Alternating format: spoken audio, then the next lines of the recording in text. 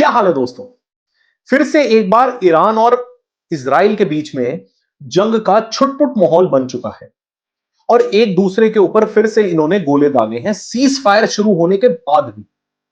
जी हां, और ट्रंप ने इसके ऊपर बहुत ज्यादा गुस्सा किया है।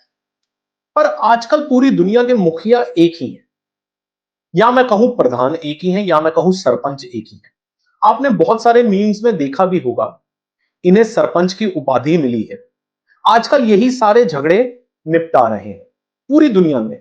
चाहे वो इंडिया पाकिस्तान का प्रॉब्लम था, चाहे अब वो इनका प्रॉब्लम है, चाहे कहीं और भी कोई प्रॉब्लम चल रहा है, तो यही जो है अपने आप को बेस्ट मीडिएटर कह रहे हैं।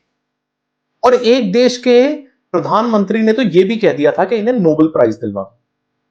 अब मैं आपको बताता हूं कि शांति काल पहले कैसे होता था। आपको याद होगा बचपन के अंदर दो बच्चे घर के अंदर झगड़ रहे हैं, जबरदस्त लड़ाई हो रही है, एक दूसरे को मार रहे हैं, कूट रहे हैं, और अपने आप ही ठंडे हुए और फिर दोनों के दोनों अलग अलग कमरों में जाके बैठ गए, नाराज हो गए। 2 4 5 दिन नाराजगी चली, उसके बाद ठीक हो गए, फिर से बोलचाल चालू हो गई।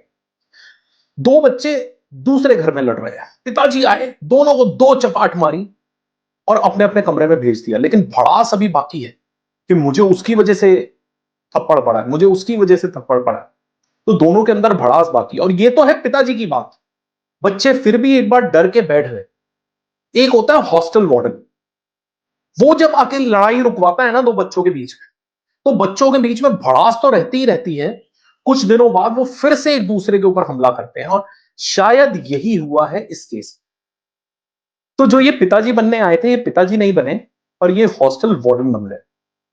और इन्होंने झगड़ा रुकवाने की कोशिश करी, लेकिन फिलहाल भड़ास दोनों बच्चों में बाकी है।